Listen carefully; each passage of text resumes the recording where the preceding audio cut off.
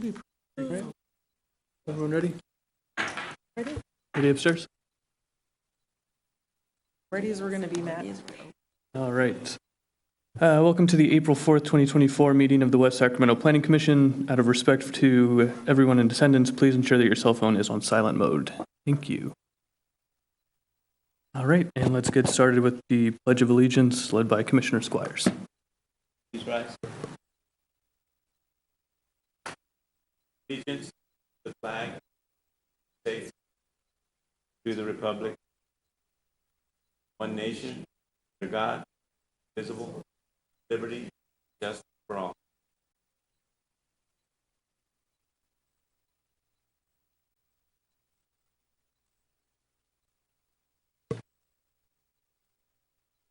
All right, let's move into the General Administration Function, Part 1. Are there any presentations by the public on matters not on the agenda within the jurisdiction of the Commission? Not at this time. All right. Item number 2, correspondence and staff communication from the Planning Commission Secretary. Yeah, I have no specific comments at this time. All right, thank you. All right, and number 3, disclosure of ex parte communications. No? All right. Moving on to the consent agenda, consideration of approval of the minutes from both February 15th and March 21st. Do we consider those individually? You can do them together. Okay, we'll consider those together. Move to approve.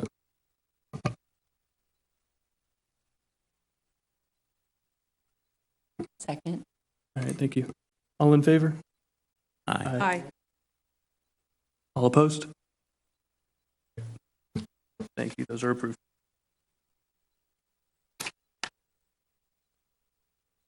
Okay, moving on to our public hearings. Public hearing regarding proposed conditional use permit for an electric security fence located at 3006 Evergreen Avenue.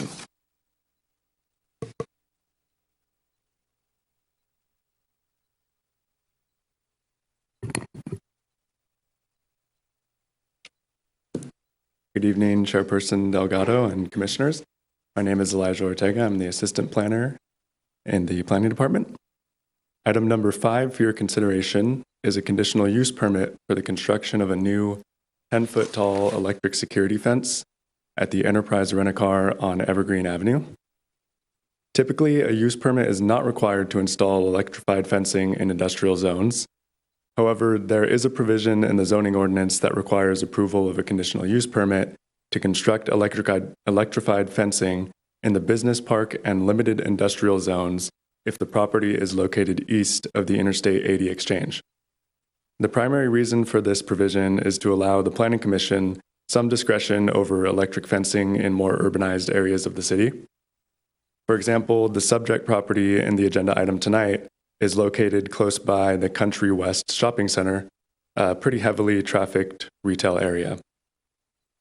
Enterprise Rent-A-Car has operated its business at this location on Evergreen Avenue since 2000. However, over the past year, the business has experienced increasing amounts of theft and vehicle vandalism, specifically related to the theft of catalytic converters. The police department has documented 10 incident reports over the past 12 months for crimes including trespassing, vehicle vandalism, and a stolen vehicle. The rental vehicles are parked on site and secured overnight by a 6-foot tall wrought iron fence.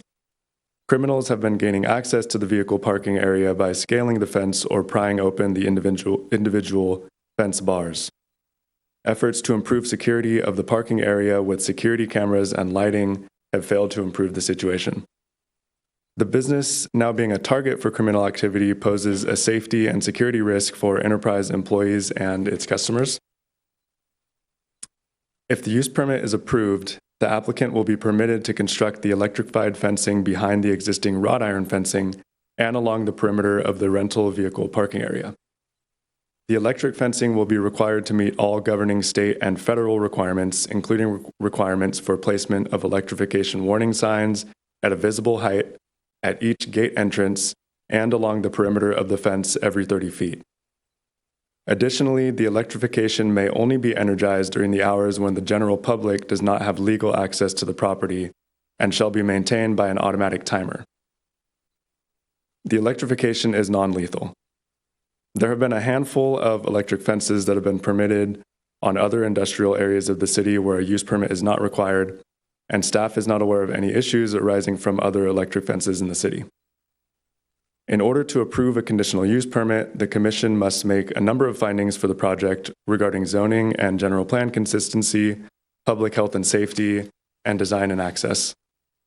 Based on staff's analysis of the project, these findings can be met and the use permit is recommended for approval. This concludes my presentation. Myself, along with the applicant's representatives, are available to answer any questions the commission may have. Thank you. Thank you. Is the applicant here today? Yes, they are. All right. I'll open it to you if you have any additional information to provide to the commission.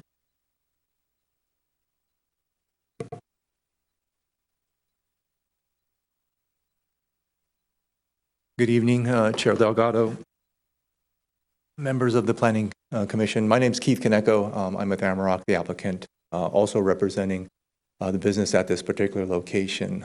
Pretty much just want to express my appreciation to the city as well as staff for their cooperation and diligent efforts to write a good staff report.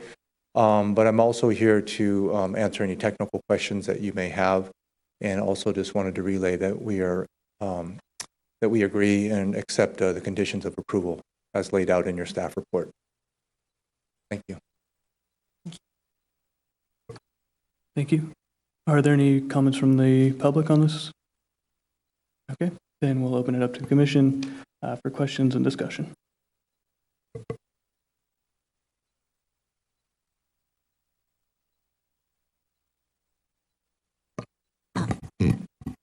Is for the conditions on the time restraints, is that going to be in the permit? I didn't see in the conditions of approval, but I may have just. So the time restraints, I believe, are a state requirement. Okay. So that would not be in the conditions of approval, but that is something that they would be required to comply with as a state requirement. Okay, thank you.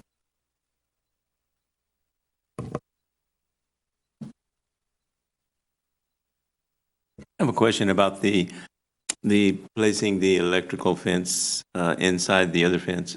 Is that a standard practice? What seems like all the electrical fences I've ever heard of are kind of standalone, and people have a lot of room around them to react and so forth. Yes, I believe the building code requirement is for electrified fencing to be behind existing non-electrified fencing, or doesn't have to be existing, but there does have to be a non-electrical barrier in front of the electrified fencing. And I believe that comes from a California building code requirement. And that's in our Title 15, which is Buildings and Construction and Cities Municipal Code.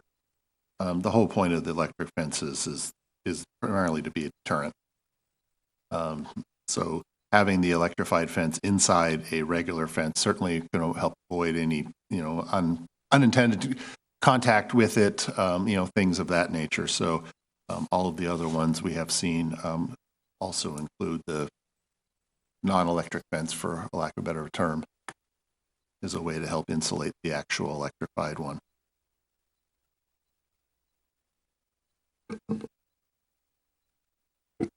So my only knowledge of electric fence is like on a farm where it's, right where like horses' place would be. Is that kind of what you're speaking of?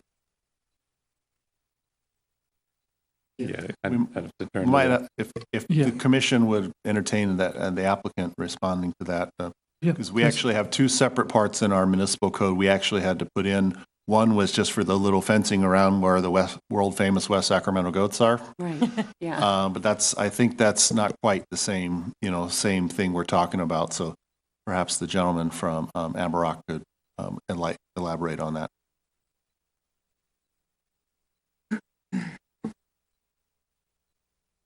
Thank you. All very relevant questions regarding this technology. So to clarify, I'll answer this kind of in two parts, also to kind of maybe further answer your question. This technology is specific to electrified security fencing, emphasis on security. There's a clear distinction and difference between electrified security fencing and general electric fencing for animal containment or animal control. Maybe to kind of take this to the higher tier, there's California state law that governs this type of technology, California Civil Code Section 835. It distinctly makes the difference, states the difference twice in the code, that there should be no confusion about electrified security fencing standards versus animal containment electric fencing. The reason why is electrified security fencing, as written in the municipal code for West Sacramento, it follows what we call the IEC standard, International Electrotechnical Commission standard for electrified security fencing. That's what specifies the exterior non-electrified perimeter barrier to prevent inadvertent access or touching of the electrified security fence. As we all know, general ag, animal, cattle electric fencing, there's no safeguards. Right, you can walk up and accidentally touch it. This is completely different. And that's why the Title 15 has many, many criteria that are required to be met before this can be approved. And again, that title, your Title 15, basically mirrors what state law requires. And there's numerous safeguards, warning signage, requirements that it cannot be plugged into AC power. It's 12-volt DC powered by a battery. That's for safety, also for security. The battery is perpetually recharged by a solar panel. In no way does the system ever connect to the grid. Again, for safety and also just to be green as well. So I just wanted to make that clear distinction between the two technologies. And that's a very good question, because you generally don't want just animal containment fencing running through properties, within a city, because there's no safeguards. But this technology that's before you tonight is strict regulations and requirements per Title 15 in your municipal code. Thank you for the explanation. Any further questions? So I had a couple questions for city staff. If this information was able to be obtained, aside from the police department being able to take reports over a course of 12 months, were there any other actions or preventative measures that the police department could take to assist the uptick in theft and crime that was occurring in that area? I'd have to turn to David to speak to that. I can't speak on behalf of the police, but over the years when we've looked at project reviews, usually we start looking at cameras and bi-level lighting, things of that nature. But I think it's fairly clear that we're in a more urgent situation to where probably at least 5, maybe 6 other businesses in town have employed this particular technique. I'm certain that they have considered other options. I'm certain this is not an inexpensive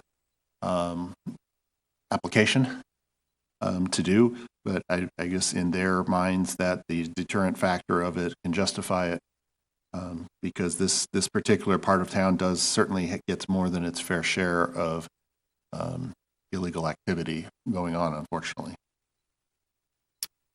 You actually led into responding to my follow-up question, which was, we already have this type of deterrent existing in the city or surrounding. Do we have a statistical probability of the success rate after installing said electric fencing that reduces the amount of follow-up crime and theft? I don't know about crimes that haven't happened. But we certainly can get good data on those that have, where they have involved the police response. I personally haven't heard anything from any of the project applicants that have installed defenses over the last few years, after they have been put in, to know if they have been successful or not, but I have not heard otherwise. Okay. I just want to make sure we go on the record in ensuring that the businesses that do choose to do business in the city of West Sacramento feel supported and equally respected and protected in serving our community. So I just wanted to make sure that we try to ask all the questions necessary to ensure longstanding relationships such as enterprise. So thank you.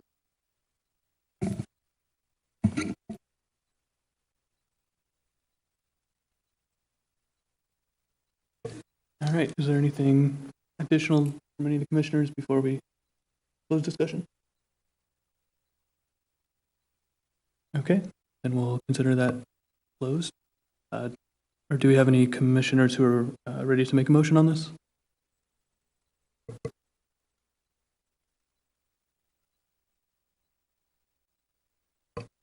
Um, I'll move to approve. I will say I was a little concerned with it being close to the school there and the shopping center, but the explanation of the exterior fence and timing restrictions helped alleviate those concerns. I'll second the motion. Thank you. All in favor? Aye. Aye. Any opposed? All right, approved. Thank you very much. All right, moving on to item number 6, public hearing on proposed conditional use permit for an all-residential project in a mixed-use neighborhood, commercial zone, MUNC, and design review.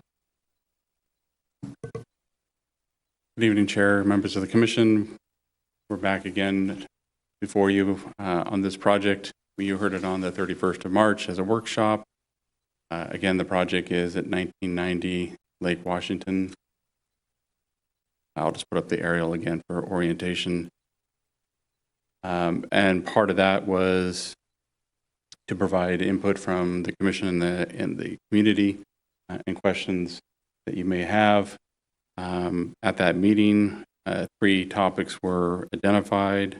One was in the interior of the drive out, having a sidewalk on one side or the other. The applicant revised the site plan to include it adjacent to the building itself, which makes probably the most sense. The comment was raised from the public with regards to the distribution of affordable housing throughout the community. This is an identified affordable housing site in our housing element, and given its small nature and size of the project, doesn't really lend itself to distribution like that. We are looking for larger projects to distribute market rate and affordable rates throughout the project and integrate side by side. And some of those projects will be coming soon to you. In addition to that, we also were looking to present possibly a report to the Commission and ultimately Council later with regards to the MUNC for affordable projects, multifamily projects that are housing in this zone, potentially changing the permitted uses for these projects by right instead of discretionary. Well, that's not on the agenda today. That's just a future item that has with the Lewis project and then this project, when these are very small sites that aren't going to develop necessarily as commercial, that have had 20 years, 25 years of commercial zoning and yet to establish in the vacancy rate we have, and housing being one of the biggest items before us that would potentially be looked at. The other item that was addressed was regards to the River City High School capacity. Looking at their facilities master plan, they are under the capacity of 2640, calendar year 24-25, projected to be 2220.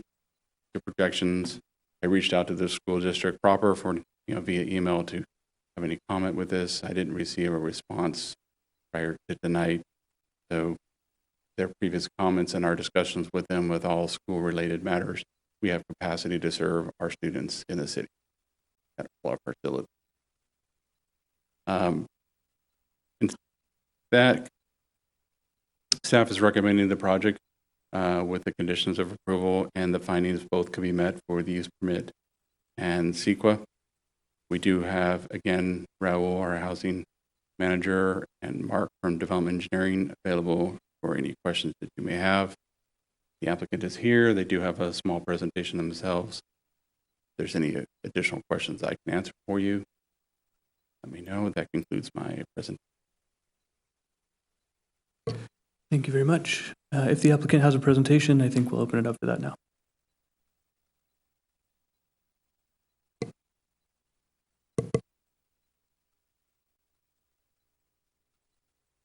Good evening.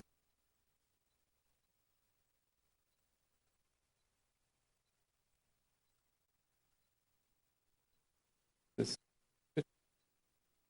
Oh, oh.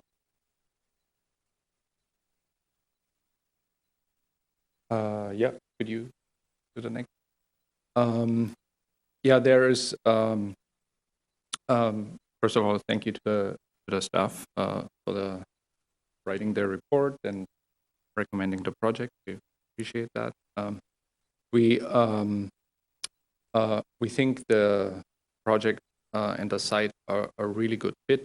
We've worked hard to make it a very efficient project, but also a project that would really, from the outside, distinguish from a market rate project.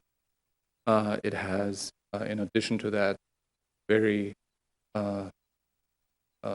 very good features that help the project set back from the road. It has a large green space in front of the project.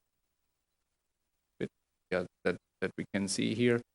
This green space will not only benefit the residents of the project, but also the general public. And then next, there's also a large green space in the courtyard of the project that for the benefit of the residents. And again, team work to make the project really a high quality project, residential space, or that really is not much different from a market rate project. Go on. That's the view. Lake Washington.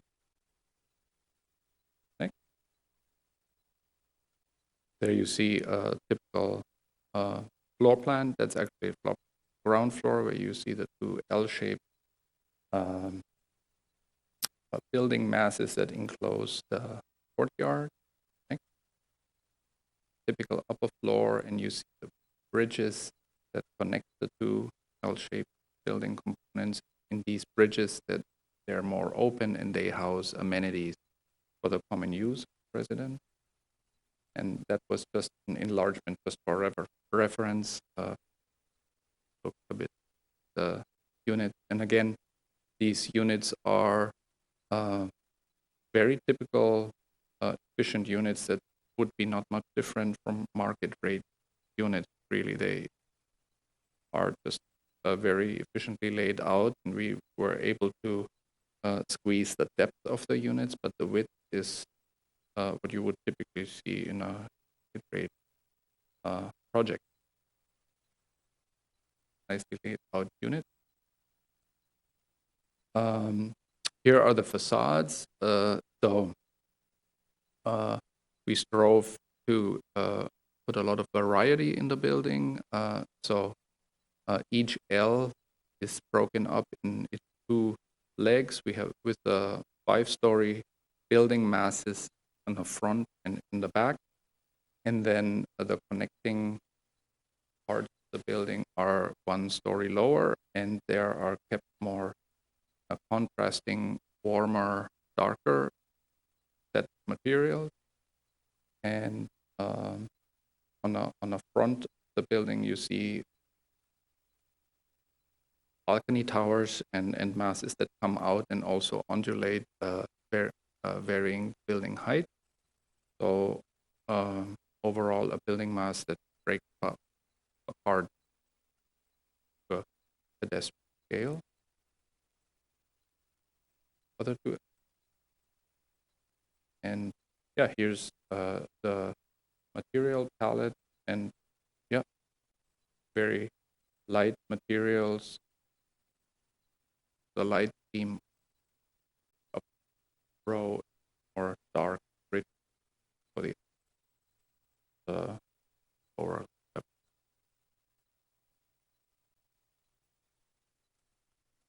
All here, answer any question. All right, thank you. Are there any comments from the public on this? Okay, then we'll open up to the commission for questions and discussion.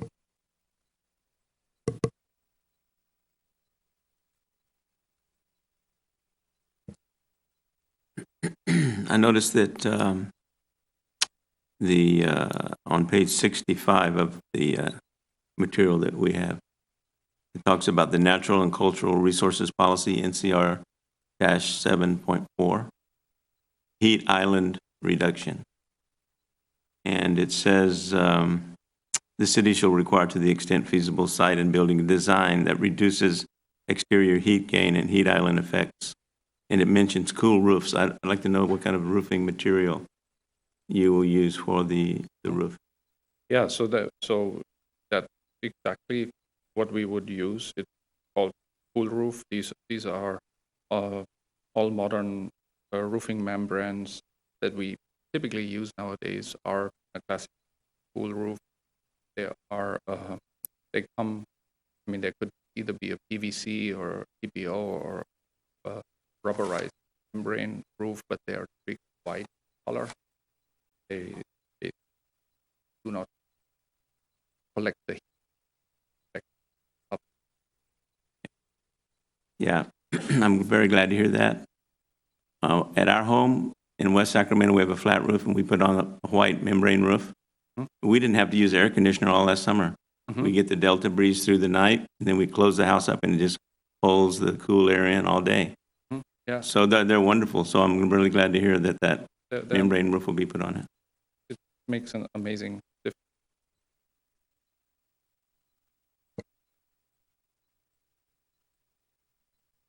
I mean, in addition to that, I might also remark is that the landscape that is all around will also help with that. We also work on including trees, the park area, and they will also shade park.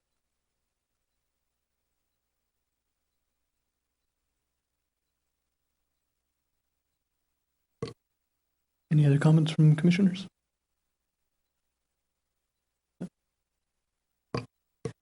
Just related to that and the trees and the green space, I do appreciate the setback there for all that green space, and I think it's going to make it more walkable on Lake Washington right there.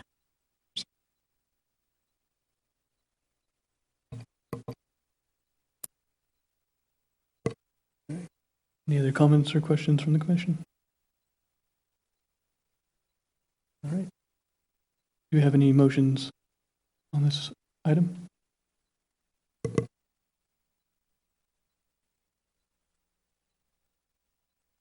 I'll go ahead and make the motion to approve staff's recommendation to include subject to the record.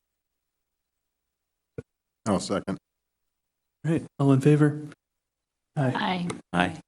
Opposed? All right, passes. Thank you very much for your time.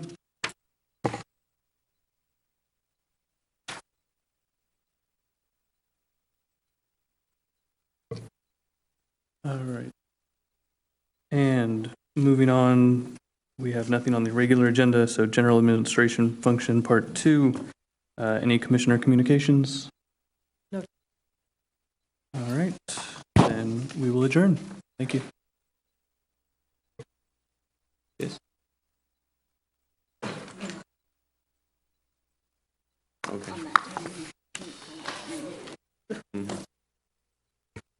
Do you want to take it home or?